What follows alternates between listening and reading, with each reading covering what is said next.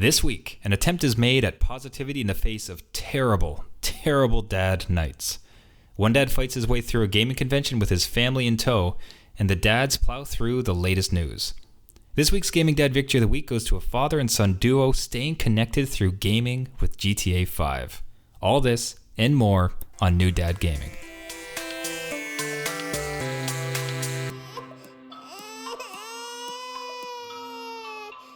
The adult beverages are poured, the kids are asleep. Welcome to New Dad Gaming, a show about fatherhood, gaming, and new fathers figuring out their gaming lives. My name is Trevor, and I have a 2.5-year-old and a 6-month-old. And I'm Jeff. I have a 7-year-old and a 4-year-old. So I worry sometimes that I don't espouse enough of the positive parts of being a dad. in that I am enjoying this. Like I want a kid. I want him to be here. Right. And, you know, it's just obviously, especially on a show like this, you get a mic in front of you, you're with another dad. And there's adult beverages, theoretically, although I don't know the last time we've had adult beverages in truth. It's more coffee than it is anything, so. Because, yeah, it's just survival. But of course, the thing you're going to do is vent. Like, this is the podcast equivalent of a therapy coach, right? So I'm going to propose it to you this way. All right. I would like to submit a positive sandwich. So the way Serve me up this positive sandwich. So the way we're going to do this is we're going to start with something good. Yep. I'm going to have a bit of a negative part. Okay. For the meat, and then we're going to end off with something good. All right. So something good. My oldest imagination is going great. Like, it's incredible. Like, it is just blossoming out. And it is just fantastic to see. I mean, because I think back to when I was a kid and just the games you'd come up with your head. Okay, so this plate is a UFO, and I'm gonna build up some dirt as a runway, or this cup is this. You know, just taking objects beyond what they literally are, and seeing him concoct these stories, concoct these games. It's fascinating. It's so fun, and I get to play with it too. Like, right. He'll be doing something, okay, and he kind of hints that this thing is supposed to be this type of thing. This is an airplane, for instance. Right. And you get to play in that space. You're there, too. And that is just, like, that's a really exciting part. It's kind of rewarding, too, after having gone through everything we've gone through, as far as 2.5 years of him, where it's like, good, this is kind of fun now. That's awesome. Paying off. Do you recall kind of a point when they just turned on that imagination switch? Yeah, I think right around the age that you're talking about 2. My older son was kind of more into, bristle blocks. Have you ever played with those? Bristle blocks, not quite. Bristle blocks. So it's not Lego blocks, it's bristle blocks, where it's just basically rectangles and squares that are just a bunch of bristles that intersect each other, and you can kind of stack them any way. And my son took that and made like things that you would never think of. So they're kind of there to build houses and stuff, just like regular kind of rectangular shapes. And he was building trains and bridges and robots, and spaceships was another one, and these little characters that he would act out little stories with, and all sorts of different scenarios that you kind of see the wheels spinning, and then he'd go get other stuff from around the house.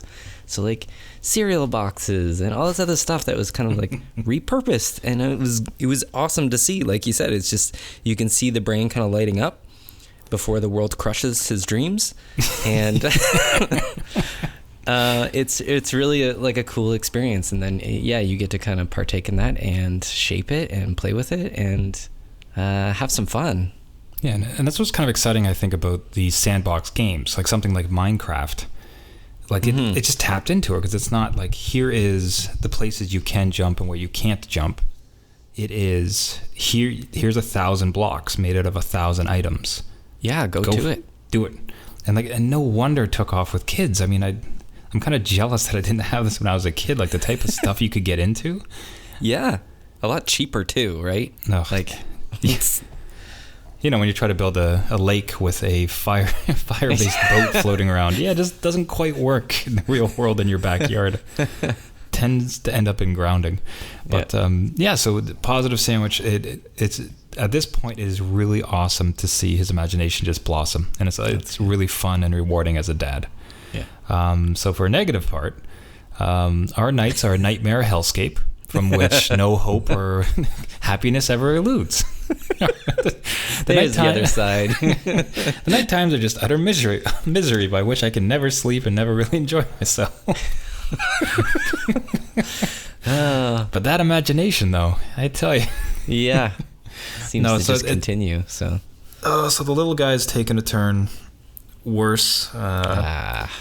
Yeah, he was super chill baby, and we were just absolutely loving it. You could put him down. He would just chill and relax, but now it's not the case. He doesn't want to be picked up, but doesn't want to be put down, and he's super tired, but he doesn't want to sleep. Like, it's just, he's unfortunately going through a bit of a developmental stage, and he's still not, we've been doing co-sleeping, which for us works really well. I think now, though, we're going to have to definitely look into sleep training, because his nights just keep kind of getting worse and worse. And thereby my nights keep getting worse and worse. Yes. And it's just and then the other one, again, just a development thing, and it just hit perfectly at the same time, because he really just got upset with being able to stay in his room. And I'd mentioned in a previous show, like, we had tried some things where we're kind of locking the door. Really, we took a turn away from that. We didn't like how that was kind of playing out. He was mentioning a couple things. And not so much where he doesn't like it, so we just backed off. It's more that it really didn't seem to be giving him the right impressions, and it seemed to be affecting him a bit. Yeah. That exact type method of it. So we kind of went off with that. Then trying some other things. He wanted us to go to sleep with him, so he would only fall asleep if we sleep with him in the bed. Right. And that is a tiny, uncomfortable bed. So it really doesn't work for us. So there's progress there as well. But just like the two of them came together, and to lose the nights is especially daunting. Like, envision in your head, like two things you'd like to do. Okay? Just think, you know what? Tonight I would like to maybe do this and this. Okay? Right. Got them? Yep. Okay, you can't do those. It's good that you said that, because one of them was napping, so I figured that you wouldn't be able to. And that's the crux of it. Just like anything you thought you can maybe get at night, to be a game or baking something or a little bit of cleaning or some work done.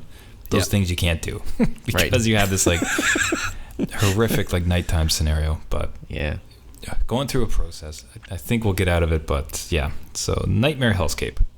Nice. So positive. Yeah. let's round it up. The kids will eventually go to college. No. Oh yeah. They'll be out of the house and it's somebody else's problem. Yeah. No. The he's so the oldest is starting to play with other kids a lot more than he was. At daycare and other places, he hadn't seemed to have too much of an interest with other kids. That's turned around. He seems to like playing with kids now and kind of seeks them out. And I'll say one of the things too is like, so he, like a kid kind of in the neighborhood ended up in our house and the two of them were playing.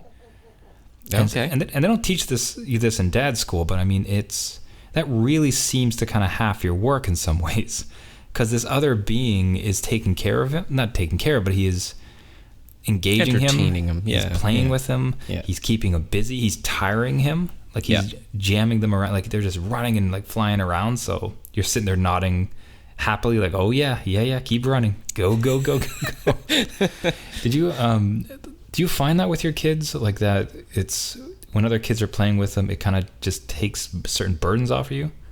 Yeah, I would say definitely when they were younger and you had kind of an extra set of hands as well, that it did tire them out. They got like their verbal diarrhea kind of out. They would blab to the other kid. They would become tired a lot quicker. Now, though, when they're 7 and 4 years old, it's more of a drop-off, so they get their friends coming over, and now I've got an extra kid to take care of that runs around.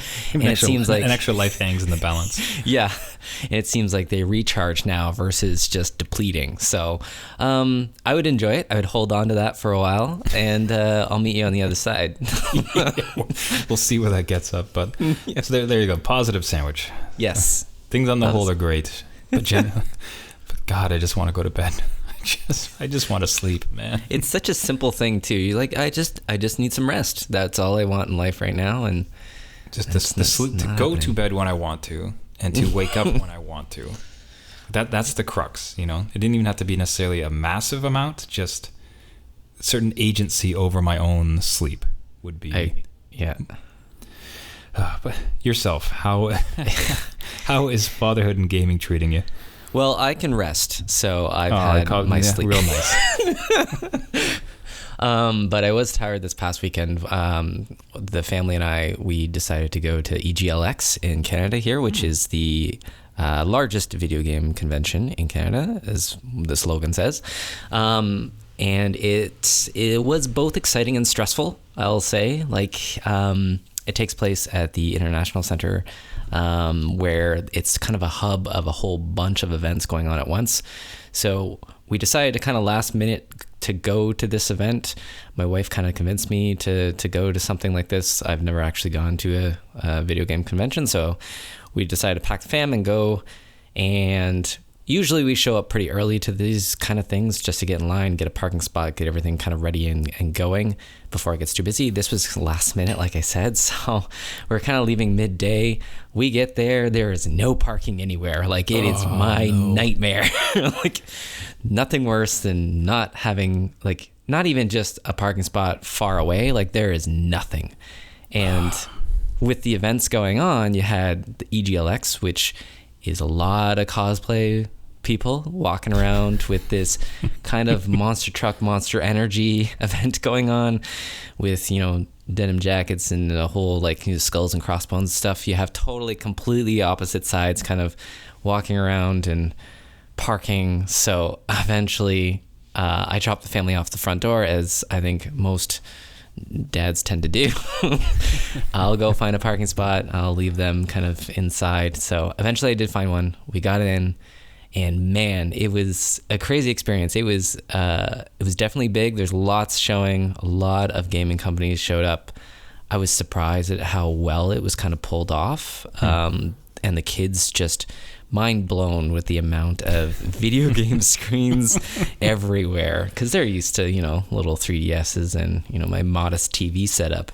But this thing was like projectors and CRT screens and all this other stuff. So it was cool to kind of take them through. Yeah, just the size and the noise, like that. Light show. And just because, like you said, like their exposure to video games would have been just tiny little hand systems, and here it is, massive convention centers, floor to roof, just filled up. With and like lights, fog, voices, music, everything going off at once. So a bunch of costumes, no less. A bunch of costumes. People walking around in costumes, which is just funny that you mentioned that, because my kids are kind of looked at me saying, were we supposed to dress up? Like, is this something that you're supposed to do? Because they have no idea. So I'm like, no, well, you can. Where's your costume, kids? Oh, no, we have to leave. We got to go back. That's my escape route. And it's like, no, we got to go home. I'm sorry, we didn't dress up. We're going to be kicked out. But no, they were great for a little while. I think they kind of got overwhelmed at one point. So it was a good hour of taking them around. Nintendo had an awesome showing there. They had a full booth with one of their favorite games, which is Lovers and a Dangerous Space-Time, which is cool for them to play. And we got to co-op play that all together as a family. And we kind of screwed up the girl that was trying to pitch it to us, because my kids just mentioned to her, "Oh no, we've already beat this game. We don't need your instructions." So that was kind of a different experience for her, I'm sure. But crazy stuff going on. They had like a huge Smash Brothers tournament, which my kids were kind of wondering how you could play video games for money. Which that was for $5,000. So they were kind of interested in that. They wanted to kind of play for money. And the practice makes perfect, kids. So you might want to get into it now, and we'll see you in 5 years. Yeah, I don't know how young they start. Dream. Yeah, the old dad dream would have been an NBA player, NHL player. Now it's like esports. No. Like, okay, I want you to be a champion Overwatch player, damn it. Yeah. I More want you to video stream games. Practice. I need monetization. I need that now. Start earning your way. So No, it was cool to see. Again, like lots of games there. Even old favorites like Rocket League and Fortnite and PUBG was there. A big Minecraft area for the kids. And cool retro arcade area where they had all the old school Street Fighter arcade systems, and I think they had Contra and all this other stuff kind of going on. So it was neat to see. The kids were kind of blown away at the size of those arcade systems because they're used to like pocket kind of handheld stuff. So it was neat to show them a lot of indie games there too that we were trying out, and talking up the people just to see if we can get some game keys for New Dad Gaming to kind of review. But we'll see what comes of it. But no, all around it was a good experience. I will say at the end of like an hour and a half, I was like exhausted. I had a pounding headache. And usually those conventions I think you would go to, it's different taking the family. I think if I went myself, I would do just different things. I would maybe sit down and watch the Smash Brothers tournament, kind of maybe do the VR stuff. I didn't feel that, I could kind of do that stuff when the kids are kind of, want to be entertained and taken around. So, and it was packed. Like it was like the crowd in there was pretty big, and it was hard to squeeze through people. So yeah, and that's stuff a difficult dad thing too, when you take them to something that you are super interested in, because it's that push and pull, because you have your responsibility and you of course need to take care of them. That's first and foremost, but there's just so many things you want to do. Yeah. It's just like, if you kids could just be cool, I could go try this thing out because I want to, but And I don't know what it is, but these conventions always feel the need to put in food, like a food area. And my kids always will ask for food. If they smell it, see it, hear a hamburger crunching or something, they will always ask for food. And it's always like a crazy lineup and overpriced. And we always say no. And then they get kind of frustrated and irritable. So they have put a food place in this thing, and it was just something that we're like, you know what, the lineup is crazy long, and we can't really do that right now. So that was kind of the end of our trip. Was it was time to go. They were tired and hungry. So well, you sir are a brave man for bringing kids to a convention. But I guess what I'd leave with is, would you take them again next year, or to something similar? I think another year might help them. Again, I think maybe it's apples to oranges. It's a different experience with them. I'd want them to participate in something too, I think, because they were kind of just looking around and they don't really know the games yet. So if they could play something, I think they'd be more interested and more entertained with just kind of one or two things versus, 30 seconds here, 30 seconds there, 30 seconds and another thing. So we'll see what happens. And I don't want to kind of drag them along either. They kind of, at the end, it just seemed like it was a little much for them. So we'll see next year, but I don't know. It was a good convention. I will say that it was well done, well put on. I was kind of expecting bare bones, and they kind of blew my mind in how good it can be in Canada, because I'm used to E3 and all the other stuff in the US. So it was neat, but perfect. Very, very stressful. So I want to hear dad stress. Something less stressful, and maybe something like a gaming dad victory this week versus stress. Now that we can definitely find. For in fact, it's time for Gaming Dad Victory of the Week. So each week we feature an exemplary gaming dad, and often their kids who are doing fatherhood and gaming so well. This week's victory goes to Reddit user Half Deaf Music, and how he uses GTA 5 to stay connected with his son while they're apart. So the gaming father and his partner had separated, and as is sometimes the case with these arrangements, there's visitations that have been set up, there's some distance between the home, all culminating in not necessarily as much time as a father may wish to have to seeing the kids. But enter gaming. Oh. So you see, the son has gotten old enough to play online games. So both the son and the gaming dad pick up a copy of GTA 5. So, with an online connection and a little bit of planning, the father-son duo are able to spend time together while they're causing mayhem across the city of Los Santos. So we'll post a link to the post in the show notes here. But they have this in-game selfie of both of their avatars.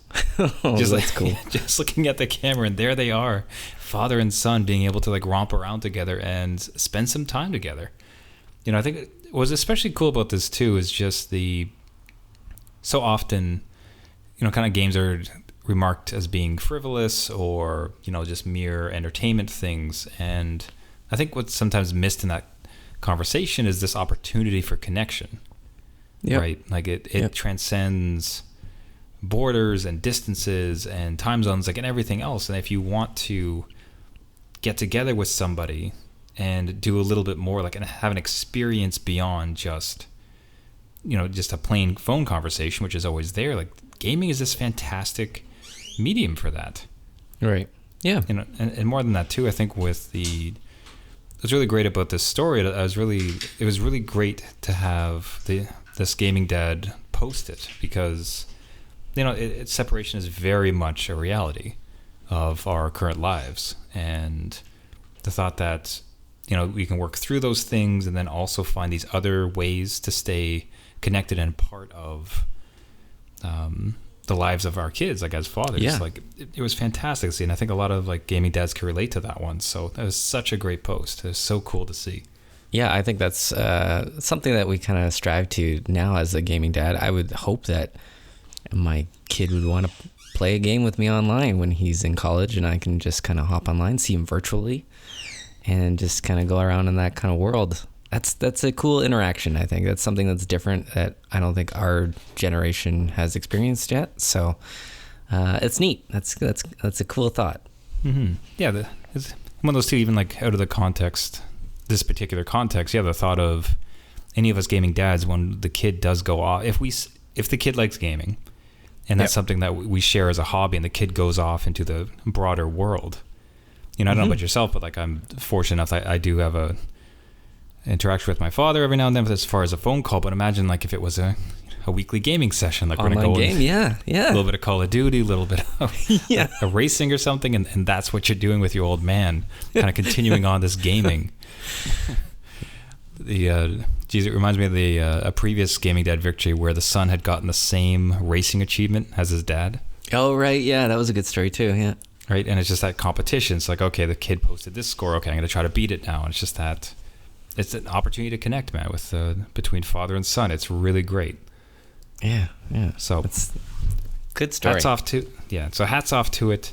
Congratulations to the Gaming Dad Victory of the Week recipient, Half Deaf Music, with his use of online gaming to maintain a connection.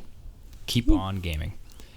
If you'd like to be nominated for the Gaming Dad Victory of the Week award or know somebody else deserving, please send along the information to us at our website, newdadgaming.com. And with that, we go to this week's cheat sheet as we run down the highlights of what happened in the world of gaming. We knew it was coming, but The Division 2 was officially announced by Ubisoft's Massive Entertainment. No other details were mentioned, but sources online say there are close to 1,000 people working on the sequel. We expect to hear more from them in the coming months on where and when this new game will drop, but in the meantime, the developer has pledged to support and deliver updates to the existing Division 1. Another sneak peek at a game was the Shadow of the Tomb Raider, which briefly debuted this week with a teaser trailer. From the looks of it, it looks like Laura will venture through ancient Mayan ruins and will step onto consoles in late September. We hope to see more in April when we are promised a proper trailer. And a character I spent a long time with, one that I thought I'd never ever see again, at least for a while, has come back into my life. Geralt of Rivia, the White Wolf, otherwise known as the Witcher, has been revealed to be a character in the upcoming Soul Calibur 6. He'll be using swords, magic, and wit to combat the Soul Calibur regulars, with the game releasing later this year. And one of the kings of the battle royale genre, Fortnite, has been announced for mobile and is starting to roll out test codes now. That's right, the full game that is currently on PC, Mac, and console will be available to play in its entirety on iOS or Android, thanks to the flexibility of the Unreal Engine. Crossplay will also be enabled, so the people on the go can play against their homebody counterparts, and early streams and reviews are very positive, with the mobile port playing very smoothly online, which is very surprising. Today, you can sign up for the iOS testing through Epic's website, with an Android version coming in the next few months. And a PSA to all gaming dads out there. A PlayStation firmware family update has arrived, which allows parents to control game time and watch time on the individual child accounts on the PS4. The settings will give further control to parents, allowing for different time limits during weekdays and weekends, and even giving notifications to the children playing with their time is almost up. As an added bonus, you can boot your kid from the PS4 remotely through the smartphone or web app. Oh, to be a younger gamer these days. And in case you missed it, Nintendo had another Nintendo Direct. And while the internet took a shot at what could be announced, there were definitely some surprises. Just to give you a quick rundown of all the games that Nintendo announced, there were Undertale, Okami HD, No More Heroes, Travis Strikes Again, Octopath Traveler, the Crash Bandicoot trilogy, which is odd to see the Sony mascot on a Nintendo console, and Splatoon 2 single-player DLC, a bunch of 3DS games, which all my kids are excited about, Captain Toad, Luigi's Mansion, and WarioWare, and a Super Smash surprise. Super Smash Brothers was announced and will launch later this year for the Switch. Everybody kind of knew that game was coming, but to have it come so early in 2018, people are already trying to speculate who's in it, who's not in it, and are tweeting Nintendo hoping for more details. So keep it locked here. We'll tell you when we know. On the actual game release front, some notables this week include the Devil May Cry HD Collection, Gollum for PSVR, Kirby Star Allies for the Switch, and Burnout Paradise Remastered launched for the PS4 and Xbox One. That's the gaming cheat sheet for the week. Catch a nap and tune in next time for another update. So I think one of the questions becomes, does your love of Witcher 3 surpass your dislike of fighting games? See, viewing that trailer with the music, it has the music and the background and the Geralt, it's kind of like, it brings that Witcher vibe to me that I'd almost want to just purchase that game for him. So they almost have me. It's very close. Yeah, as far as like a fighting game too, that's not exactly a very, well, not to discredit it, but just it's not very. It's never felt like a true fighter. No, fighter game. Fighters, man, how would you say that? Fighting game lovers, fighting game. Yeah, it's more vanilla, right? Like it's. Yeah, it's not. It's not like a Street Fighter. It's not. Yeah, it's not like a Street Fighter. It's not in the more heralded ones. I seem to have a lot of great memories of like the Soul Calibur 1 and 2 back on. Geez, that would have been what, PlayStation 1? Yeah, that was a long time ago. Yeah, but with the weapons and it's just a blast. So I don't know. Maybe it's not. Maybe it could be something you get into just for just a little taste of Witcher 3 again. Precious memories. Maybe, and I don't know. They didn't announce if he was DLC or not, so I don't know if it's base game. So yeah, so Division 2 really hit me in a certain way because it's interesting timing, just with the current climate of games. Yeah. So specifically, like a lot of pressure would be put on it, I think, in many ways, as far as, it's how to unpack this right. So Division launches to middling reviews. It's not really seen as that great. Bit of that, you can't say flop. That's not fair to say, but it was not the game that people thought it was going to be. Yeah. So it did not light up like it was supposed to. There was a lot of critiques, but very much like Destiny 1. It slowly kept patching, it slowly kept building, it slowly kind of got better and better and better until, if you looked at reviews now or kind of recent games, like people are into this game. Like it's really come into its own, kind of built into what it's supposed to be. Like finally, after all this time. And then now they've announced this is the second one, right? Yeah. But then to continue that Destiny analogy, Destiny 2 is in a world of hurt at this point. Like the player numbers are not very strong. Like there's a really strong critique within the community. It's by no means dead, but it's not necessarily as strong as would have been expected. Right. And so much of the critique was they've forgotten what made Destiny 1 so great, finally. Yeah. Like, we've already done this whole route of like bad first launch and then they eventually long term make it good. Yeah. And really, like with those games, again, I'm not so much into them, but I find that a lot of the like at least with Destiny 1 and Destiny 2, it's kind of a persistent world that I don't know how much has changed for a whole new game to come out Like, do you know what I mean? Like, you can add to it and patch to it and offer DLCs. It seems like that was what they were going to do for 5-10 year cycle, they kind of claimed. And then they jump on to sequels and likely a third one and a fourth one. But with Division 2 coming out, and the recent controversy with Battlefront 2 and loot boxes and all sorts of other stuff kind of going on, like, are they going to launch with the same problems kind of Destiny 2 had, along with the loot box stuff, or are they going to try and clean everything up and not have that in and have a game that is kind of going to live up to the hype? I'm not sure a game in that kind of space has done that yet as a sequel. So yeah, it could really be. I mean, it either is what's this? Is it an albatross you wear around your neck? What is the name of that? Because there's a weird saying, something about putting around. It's either the bird and like the terrible thing it wears around its neck, where it's like, this is just another microtransaction profit center. Yeah. Or perhaps it's the ante. Maybe it comes out and it says, no, there is no significant gameplay affecting DLC in this game. Like, this is the ante version of that. This is a pure game. We've continued the lessons, and it's going to be amazing. Yeah. Because I think if I recall from previous shows, like, you had some level of hype for the game. Yeah, and it was very, like, the original trailers and the lead up to it looked like a very cool world to kind of explore. It gave me like the Grand Theft Auto 5 vibe. Like, it was this online world. You were like going through these dilapidated buildings and kind of investigating this storyline with other people. But when it launched, it was very underwhelming. Things were broken in it.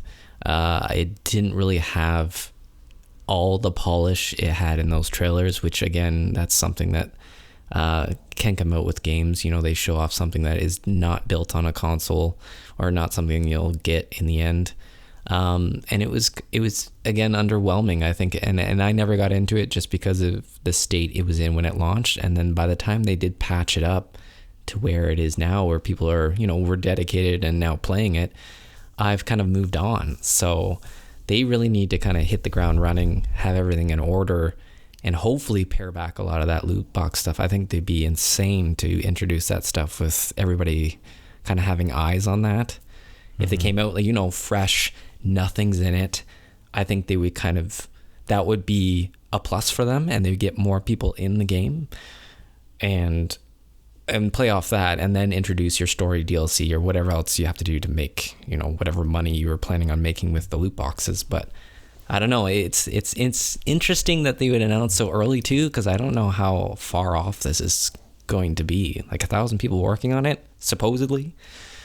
That's a lot of people. that should just take 3 weeks. That's so many people. Yeah. So it just seems like, is that a lot of art assets being created? Is that a lot of world building? What are all those people doing? Yeah, that number is a little unfathomable. That's massive. Yeah, so, just the amount of investment in that game. So here's hoping. I always hope for the best and see what kind of comes out with it. It's always good to have a good competition rather than everybody go, the microtransaction route and have everybody kind of like, that's the new standard. It would be nice to see somebody clean that up. No, well said. And I think for a game that is supported only by microtransactions with Fortnite, so I signed up for the beta. Like, if I can get on my phone. Oh, you did? Now, it just feels, that seems like such a great dad game, or it could be. I'm not into it yet. I've never played it, but the thought that entire game with all of its hype, everything it is, the entire game in its entirety, great sentence.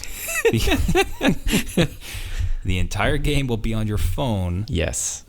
That seems unbelievable, and just especially since that's so great for a dad. Like, you're not a separate part of the house with your TV or your system or your computer. Like, it is just the thing in your pocket, has access to what is such a highly loved game in the market right now. Yeah. And I think the format lends itself to dad life, because I haven't played it, so I can't speak to it. But since you versus 100, you're trying to be number one. Yeah. I don't, in some ways that one match doesn't really matter. It would kind of suck if you're like one of the last three and you have to ditch because your kid is crying. But still, like, there's just so many matches all the time. It seems like Ultimate you could bounce if you had to. Quick get in, get out. Like, the match is going to last, I don't know. I can't speak to how long they last. I can't imagine they last more than 30 minutes. No, they don't. I've played a bit on the PS4, and they're pretty quick matches, especially if you're not very good at it, which I am not. But, you know, there was one game. The faster you can play. the one game, my teammates, you can have like groups, like squads go in, which is great because they are much better than me and helped me get to the very end. So it was kind of exciting when you're at the end and you have only 3-4 people left and the storm or whatever moves in to kind of crush you guys together. You're kind of like on the boundaries of that, and, you know, gunplay all going at once. It can get very intense, and for that to be on mobile kind of sounds like a cool idea, especially if, like you said, it's the whole game. Like, there's nothing left out. And I'm hoping if you can kind of have one login too, that would be kind of cool. Like, whatever I do on my PS4 kind of carries over. Oh yeah. So it's as part when I signed up for the beta, one of the things said is like, make sure you send us your username so that we can carry over any of your progression perfect. And skins. Yeah. Oh, that's even better. That's like they've already thought of that, which is perfect, because anybody that buys stuff on the PS4, again, like their microtransactions are all cosmetic. So anything that transfers over to your phone, that's awesome. Like, pick up and play. You shut the PS4 off and go get groceries. Even if the game isn't your jam, I think everybody can appreciate. Like, if this works well, this is a real shot at the future as far as what gaming is and where you do it, and then how accounts kind of like move over. So you have the couch experience. You buy something there. You're on the go. You have a few minutes, so you pop open your phone and you're playing that same game. Yeah. Like, man, that's all. This is a sweet future. Yeah, that is, and it kind of vindicates, I think, even Sony dropping the Vita just with as a portable handheld. I think more likely smartphones and tablets might be the way to go, where developers can get their games running on that system. Yeah. So we'll see what that does. For that to be entirely true, I would like to see them actually do something with mobile. With mobile gaming. Yeah. Well, I guess hold on. We'll back a bit. The remote play, does that work on mobile phones? I don't think so. PS4, no. Yeah, no. That's just like, all right. I thought that was something else. No. Never mind. Well, I mean, they have PlayStation Go. Yeah, I think that you can play on TVs and other systems. I don't think mobile, though. No, and I think in the beginning of remote play, they did have their Sony phones working with remote play, if I do remember correctly. And then it was obviously the Vita could do it, but poor Vita. Done. But a mobile system, sort of mobile system that did work with the Switch. I guess one of the questions that it just seems like such a phenom at this point, and I've led you all along a little bit, but I'll still ask you the question like this because it kind of came up in my mind before.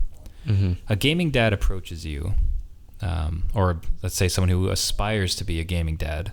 Right. They don't currently own any system, so and they have all of the options. So this is a father who wants to game, and he can do Switch, PlayStation, Xbox, or PC. Like, what would you recommend to somebody just getting into gaming? See, I think right away I would probably think the Switch. It seems like especially for a gaming dad. Yeah. Like, I just don't see any other way to. Why would you suggest anything else for them? Like, unless they had some, especially for him just getting in without any like previous pedigree as far as like, oh, I like this game that's an exclusive. Yeah. No, I definitely think the Switch, and because they've kind of hit it out of the park in terms of their first party and third party support. Like, they've already got the Marios and Zeldas out. They've got the Mario Karts on there. They're going to get Metroid on there. This year's Smash Brothers. So you got the big ones, and then you have the third-party support. So you have all the other, Crash Bandicoots coming, Undertale, Okami, all the other ones I mentioned that are well supported. Even having Skyrim and Doom on there is nuts. Like, so you're kind of getting both crowds. So you have some of the hardcore gaming stuff, and then you have the family-friendly. So and then you have Nintendo, 2 mini controllers that can play Mario Kart, like Yeah. wherever you are. yeah, exactly. That's crazy. Which is perfect, and it's a very family-friendly console. Like a lot of that stuff is all built into the operating system, where it's easy to navigate. It's easy to pick up and play and put into rest mode and take with you. So definitely, if you're like going into gaming, Nintendo would be one to start with. Man, it is getting kind of hard not to validate a purchase of one of these systems now. There's just so many good games. I'm trying to avoid it because it's just I got the VR set. It's like, you know what? I'm in a good spot with games. Yeah. Let's not go nuts. But man, that system. Breath of the Wild, man. Odyssey. Mario Odyssey. Oh man, Mario I wish I could play Mario Odyssey and Zelda. Just I've watched countless streams on that stuff, and it just looks like a total sandbox of fun. Oh, yeah, especially Zelda. Like Zelda just looked so incredible, and Mario seemed like such a love letter to Mario fan and gamers. Yeah. So it gets tricky. We'll get there. Maybe at a garage sale we'll pick one up. If they can hit a price drop for next Christmas, I don't know. Yeah. See, I think you have the better route, because with two gaming age children, you can make the pitch that, like, listen, like, this is the most family friendly gaming system out there. Oh, totally. I have planted that seed. And also Doom. Yeah. You kids want this for Christmas, right? Because I think Santa might get it for you. I'm not sure. Listen, kids, I don't want to sway your decisions at all, but let's just say I've talked to the guy in red, and if you ask for a Switch, you might get it. Wink, wink. The guy in red is Mario. Don't worry about it. I got him. It's like, yeah, why do the kids' Christmas list look a lot like your handwriting, Jeff? And you're asking for nothing. It's weird. Why also is that? Scotch? Like, what is this? Yeah. One can only hope. Oh, one could imagine. But I think that will do it for us. Thank you, everybody, for listening. This has been New Dad Gaming. If you'd like to get a hold of us, you can find us at our website, newdadgaming.com. You can subscribe to the podcast on iTunes, Google Play, and any other podcasting service. You can find us on Facebook and Twitter as well. If you have any show notes, ideas, questions, anything at all, please do reach out to us. We do the show weekly and would love to hear from you, especially with a rating, a subscription, and a pass along to a father who games. Until next week, my name is Trevor, and I have a 2.5-year-old and a 6-month-old. And I'm Jeff. I have a 7-year-old and a 4-year-old. See you next week. See you later.